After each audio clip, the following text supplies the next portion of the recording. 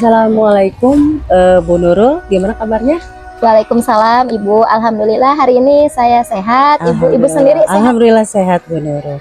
Setelah jeda ya berapa bulan kita, terus Ibu mulai lagi aktif dalam LMS. Gimana? Dalam LMS-nya ada kendala atau gimana? Lancar aja? Terima kasih Ibu. Alhamdulillah mungkin kemarin kita sudah melaksanakan liburan ya Bu ya. Iya betul. Sedikit agak kikuk lagi Pasti, gitu ya. Karena kan sudah lama tidak buka, lagi ya, Bu, menyesuaikan lagi gitu. Tapi insya Allah karena bimbingan dari Ibu juga, bimbingan dari Pak Pasil gitu ya. Alhamdulillah semuanya berjalan dengan lancar. Alhamdulillah. Nah sekarang kita membicarakan tentang praobservasi ya Bu ya. Apa tujuan pembelajaran Ibu yang akan nanti disampaikan? Ya. Kemarin saya merencanakan ya Bu ya untuk melaksanakan pembelajaran di kelas, untuk melaksanakan observasi. Adapun tujuan pembelajaran yang akan saya capai nanti di kelas, yang pertama mungkin karena saya materinya tentang debat ya Bu ya. Jadi saya berharap siswa mampu mengidentifikasi unsur-unsur debat, gitu yang pertama. Yang kedua mungkin peserta didik mampu menyimpulkan argumentasi yang nanti ditampilkan di video. Jadi argumentasinya itu sesuai dengan unsur-unsur debat tersebut atau tidak. Yang ketiga, siswa mampu merumuskan mosi, kontra, serta pro yang nantinya akan dipraktekkan. Ya. Dan yang terakhir mungkin siswa mampu saling mengevaluasi argumentasi yang dilaksanakan selama debat. Ya. Lupa Bu, dari awalnya kelas berapa mungkin itu ya? Saya akan melaksanakan observasi pembelajaran itu di kelas 12 ATPH. Pelajaran Bahasa Indonesia. Bahasa Indonesia. Mungkin dalam berapa jam pelajaran? 2 jam pelajaran Ibu. Kemudian lanjut lagi ya Bu ya, area yang akan dikembangkan oleh Ibu itu area pembelajaran apa saja? Ya, terima kasih. Area yang ingin saya kembangkan di sini ada 2 keterampilan yang ingin saya kembangkan ya, baik itu pengetahuan maupun keterampilan. Cuman keterampilan di sini saya berharap siswa itu aktif, tapi selain aktif siswa juga bisa kreatif dan menyenangkan ketika pembelajaran di kelas gitu ya. Selain itu saya juga ingin anak-anak itu lebih mengembangkan lagi dalam hal diskusi, sehingga kelas itu tidak pasif tetapi aktif. Satu kelompok dengan kelompok yang lain itu bisa saling menanggapi. Mungkin udah diutarakan barusan ya, strategi apa yang mungkin akan dilaksanakan. Kemudian media apa nih, media pembelajaran apa yang akan Ibu tampilkan nanti di pembelajaran? Ya, yang pertama mungkin jelas video pembelajarannya Bu ya. Jadi video tentang debat. Jadi anak-anak nanti melihat debat yang disampaikan, kemudian anak menanggapi argumentasi debat tersebut seperti apa, mengidentifikasi masalahnya seperti apa gitu ya. Terus yang kedua mungkin media itu kan beragam, disesuaikan dengan gaya belajar ya. Ada yang nyaman itu menggunakan video gitu ya, ada yang nyaman hanya menggunakan audio saja. Jadi sebisa mungkin ketika media itu saya akan lebih bervariasikan lagi, meskipun sekarang terbatas hanya 2 media saja Bu ya. Mungkin itu nanti yang akan dijadikan sebuah evaluasi. Nah setelah mendengar perencanaan Ibu seperti ini ya, coba Ibu gambarkan dari awal sampai akhir itu seperti apa pembelajarannya nanti. Iya. Mulai dari pembukaan ya. Jadi saya melaksanakan pembelajaran itu kan di kelas 12 ATPH ya Bu ya. Saat itu saya akan berencana masuk seperti biasa, membuka kelas dengan berdoa terlebih dahulu. Yang kedua mungkin menanyakan siswa yang tidak hadir saat itu siapa, apakah sakit, izin atau tanpa keterangan itu ya. Terus setelah itu saya ingin siswa itu tidak langsung masuk ke materi yang akan disampaikan, tetapi saya berusaha untuk menyiapkan dulu kesiapan pembelajaran siswa dengan cara menanyakan perasaan Bu. Jadi si perasaan siswa itu pertama itu apakah sedang sedih sebelum pembelajaran, apakah dia merasa ada masalah di rumahnya, sedang senang gitu ya. Dengan cara apa? Menuliskan emotikon atau perasaan dia di kertas, kemudian menempelkan di kertas. Jadi disebutnya itu dinding perasaan gitu ya. Nanti siswa menuliskan supaya kita tahu, oh ini anak sedang seperti apa kesiapan belajarnya.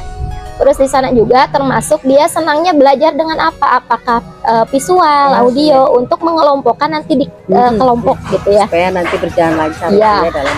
Selain kesiapan itu ya, dengan dinding perasaan, saya juga ingin membuka pembelajaran itu dengan ice breaking ya. Ada beberapa ice breaking. Setelah itu saya menyampaikan tujuan pembelajaran yang ingin kita capai. Ya, mohon. Jadi kita menggunakan sistem stop ya, Bu ya. Untuk apa? Untuk supaya siswa itu lebih siap gitu ya. Mana konsentrasinya penuh gitu ya. Dengan cara sistem stop, dijelaskan tujuannya untuk apa gitu ya. Setelah itu melaksanakan tujuan pembelajaran, menyampaikan supaya anak siap. Oh, tujuan saya belajar ini nanti yang harus dicapai itu apa. Setelah tujuan, baru saya mengaitkan pembelajaran sebelum dengan yang akan kita sampaikan nanti ya. Mereview kembali mungkin ya materi yang Setelah itu baru setelah anak-anak paham, saya langsung ke pembagian kelompok. Karena sudah memahami materinya, penjelasan sedikit mungkin ya tentang materi yang mungkin agak-agak lupa gitu ya. Setelah diskusi kelompok, silahkan anak dibebaskan untuk berdiskusi, menghidupkan diskusi itu sekreatif mungkin, seaktif mungkin. Setelah itu nanti anak akan mempresentasikan hasil dari diskusinya ya. Dan nanti setiap kelompok itu harus bisa memberikan tanggapan positif ya. Baik itu masukan, pertanyaan ya kepada kelompok yang sedang melaksanakan presentasi gitu ya.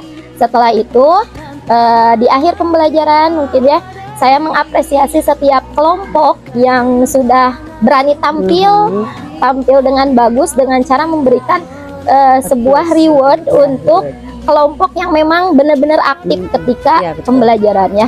Diakhiri dengan refleksi mungkin Bu ya. Jadi apa yang sudah kita pelajari hari ini, dan nanti kita akan menghadapi pembelajarannya seperti apa lagi. Setelah itu motivasi untuk kedepannya seperti apa, dan ditutup dengan pembacaan doa. Setelah itu biasanya kita kalau sebelum pulang Bu suka ada tosnya gitu ya. Tosnya kalau misalnya salam, tos atau peluk gitu ya. Itu untuk mengembalikan kedekatan kita. Itu mungkin secara garis besar pembelajaran yang sudah saya laksanakan. Dari gambaran berikut yang Ibu jelaskan barusan, gimana kalau kita langsung aja Bu ya? Ke kelas ya, observasi klinisnya di kelas ya Bu ya. Mari Bu yuk kita langsung melaksanakan.